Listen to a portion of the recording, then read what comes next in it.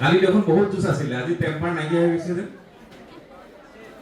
কালি ইমান ধুনীয়া নৃত্য হৈছে, আমিও চাইছো, লাইভ ষ্ট্ৰিমিং হৈছিলে আমাৰ কাজলৈ, বহুত মানুহ গোট খাই একেলগে চাইছিলোঁ, খুব ভাল লাগিছে। আপোনালোকে ইয়াত 3 দিন প্ৰেক্টিছ কৰিছে। আমাৰ চিৰাঙতো বিজনী যিসকল প্ৰতিযোগী আছিল তেওঁলোকে 3 দিন কৰিব নাপালে, একদিন 1.5 days কৰিলে। গুৱাহাটীত আপোনালোকে কণ্টিনিউ 4 দিন কৰিলে। নিশ্চয় এটা ভাল অভিজ্ঞতা হৈছে, নহয় জানো? এইটোৱে হ'ল সাংস্কৃতিক সমন্বয়ৰ প্ৰতীক। আমি বিভিন্ন জিলাৰ পৰা গৈছোঁ, চিৰাঙৰ পৰা আমাৰ বাক্সাৰ পৰা গৈছে, ওদালগুৰিৰ পৰা গৈছে, প্ৰায় অসমৰ প্ৰত্যেকখন জিলাৰ পৰা কম বেছি পৰিমাণে হ'লেও বহুত শিল্পী আহিলে গুৱাহাটীলৈ। আমাৰ মাননীয় প্ৰধানমন্ত্ৰীৰ সন্মুখত বাগৰুম্বা দহৌ এক সুন্দৰ পৰিৱেশন কৰিছে, যিটো অনন্য বুলি ক'ব লাগিব। আনন্দ উপভোগ কৰিছে যে আমাৰ চিৰাঙৰ পৰাও তাত পাৰ্টিচিপেণ্ট, লাৰ্জেষ্ট ডিষ্ট্ৰিক্ট।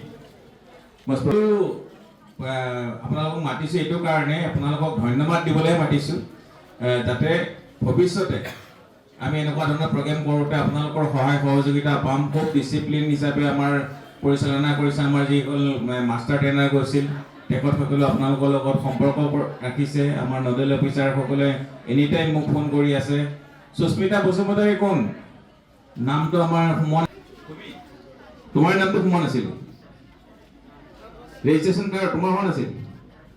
চবৰে সোমাবলগীয়া হৈছে। মই আমাৰ nodal officer, director, technical officer, joint secretary সকলোৰে লগত যোগাযোগ কৰি লাষ্ট সময়ত সোমাবলৈ সক্ষম হ'লোঁ।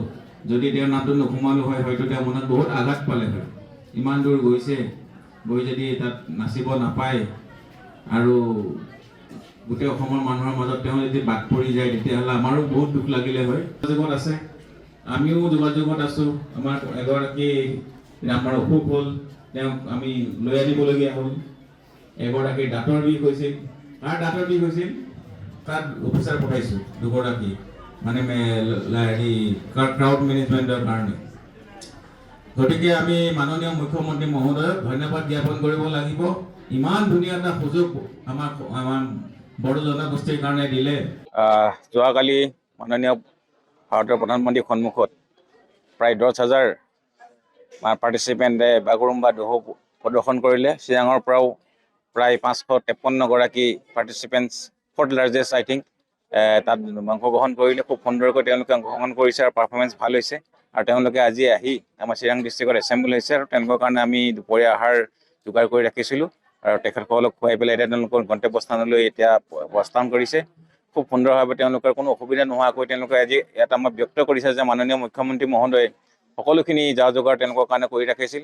আমাৰ কালচাৰেল ডিপাৰ্টমেণ্টৰ মন্ত্ৰী বিমল বৰা ছাৰ সহিতে সকলো বিষয়া সহযোগ কৰিছে আৰু তেওঁলোকে তাত গুৱাহাটীত কোনো অসুবিধাও পোৱা নাই। আৰু লগতে আমাৰ যিসকল নডেল অফিচাৰ গৈছিলে তেওঁলোকে টাইম টু টাইম তেওঁলোকৰ লগতে আছে আৰু যি সৰু সৰু অসুবিধা আছে তেওঁলোকে তাতে ছল্ভ কৰিছে আৰু যিখিনি অলপ প্ৰব্লেমেটিক আছিলে সেইখিনি মোৰ লগতো যোগাযোগ কৰি ৰাখিছিল নিশ্চয়।